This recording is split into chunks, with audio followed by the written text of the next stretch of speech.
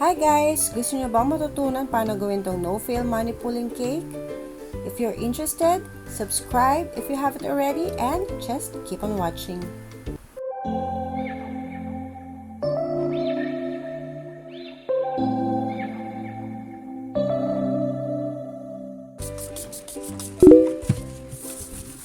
Okay, para sa money pulling cake, ang mga kailangan natin, of course, yung money. Okay. Yung ating happy birthday topper or whatever occasion na topper. Ang suggestion ko, sana yung medyo meron ditong straight na pwedeng pagdikitan ng ating tape. And of course, kailangan natin ng ice bags. Ganito kakapal na straw na parang zagu. This one. And this one is a box, a medicine box. Whoop! Okay. Just to give you an idea, i-post nyo kung gusto nyo malaman anong brand. Okay, so, babalik na rin ko siya. Dito natin ilalagay yung ating money. Okay, this is yung ating DIY na money box. And then, para mas hygienic, i-cover natin siya mamaya ng aluminum foil bago natin siya ididikit doon sa loob ng ating cake para naman malinis. So, let's start!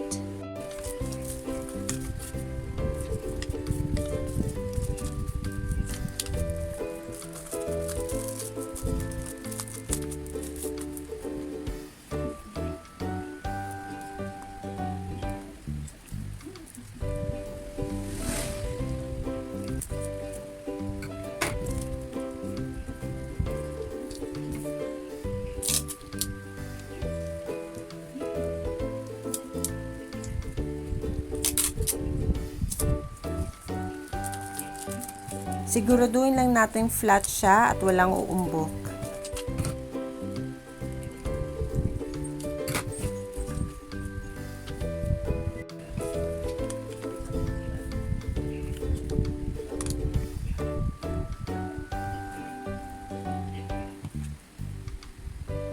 Make sure din na aligned lahat ng money. Kaya kadalasan may mga sumasabit kasi hindi siya pantay-pantay. Ayusin din natin yung pagkasunod-sunod ng denomination.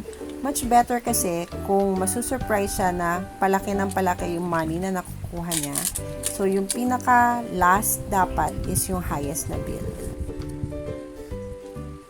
So, idikit na natin siya sa ating zago na straw and i-roll siya na maigi para walang sasabit. Last is ilalagay itong white na straw para ito yung nakadikit dun sa dulo ng ating topper. Guys, kung nag-enjoy kayo sa video, paki-like, paki-share, and please subscribe.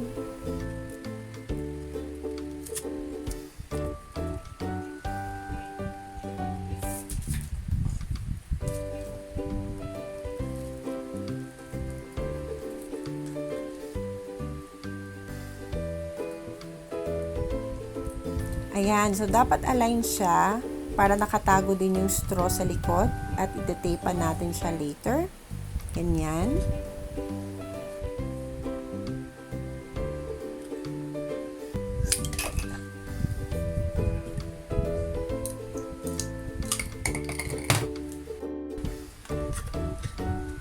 So, tinape ko lang ulit yung box at binutasan sa gitna, making sure na may lalabasan yung straw.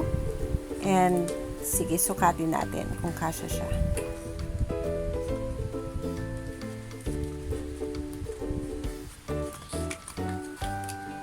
Okay, so ayan. Ready na natin siyang coveran ng aluminum foil.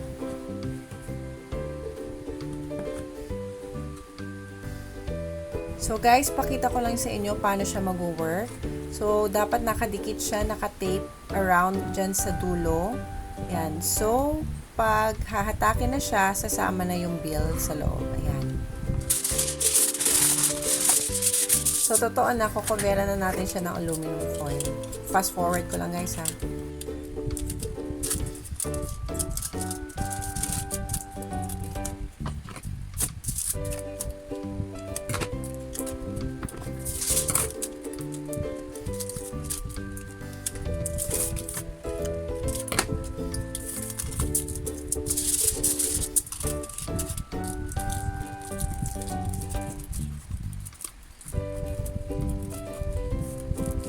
Set aside na natin siya while we assemble our cake.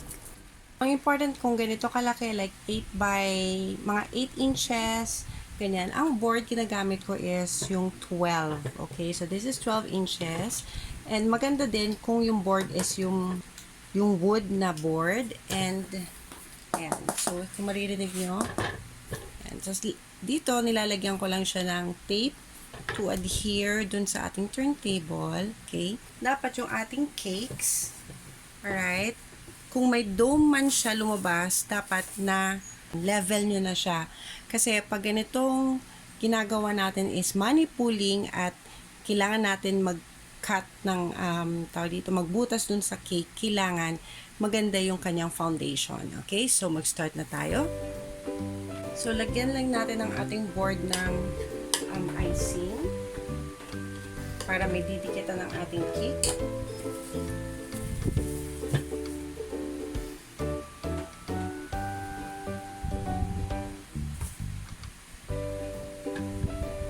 Make sure na nasa middle siya. Okay. Lalagyan muna natin siya ng palaman.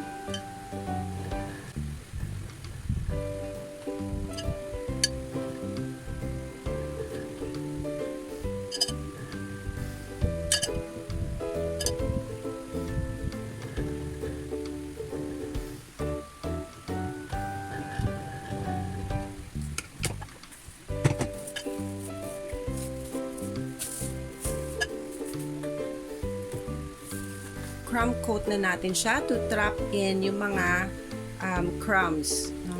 Para malinis yung ating cake pag nilagay na natin yung ating final layer.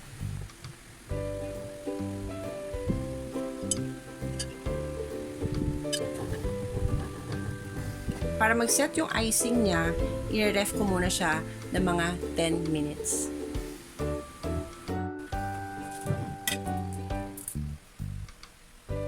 So, bago natin tabasin, make sure lang natin na nasa gitna yung topper and then hindi naman super dulo yung ating box to the point na baka naman masira yung ating cake.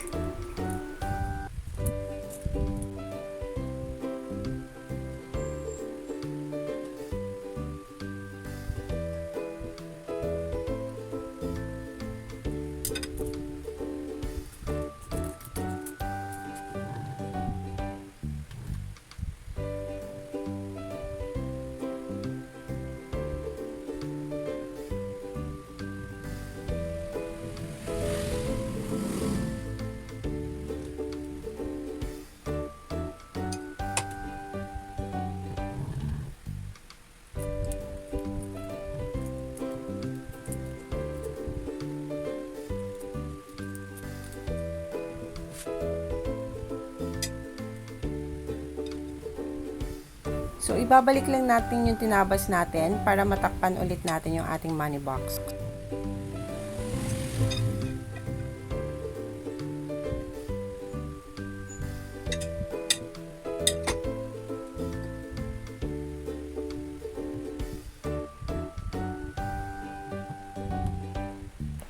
So, takpan lang natin siya ulit ng icing and then iset natin ulit sa ref, siguro mga 10 minutes bago natin ilagay yung ating final layer.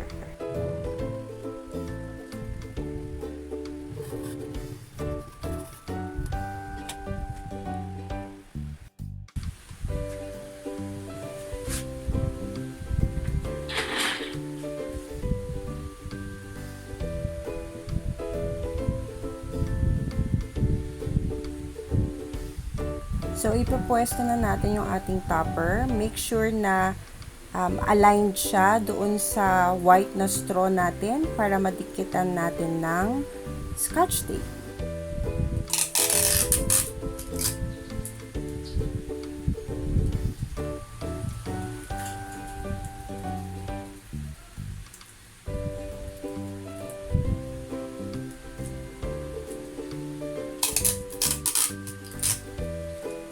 Kamusta naman yung siko ko, di ba?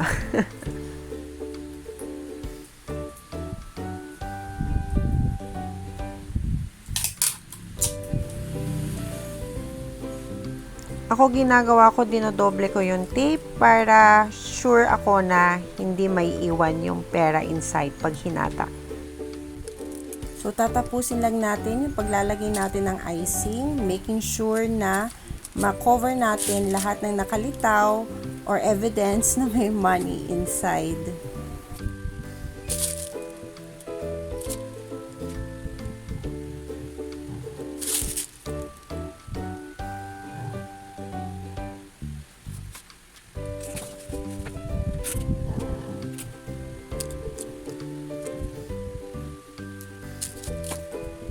So there you go guys, our no-fail money pulling cake. Thanks for watching. Bye!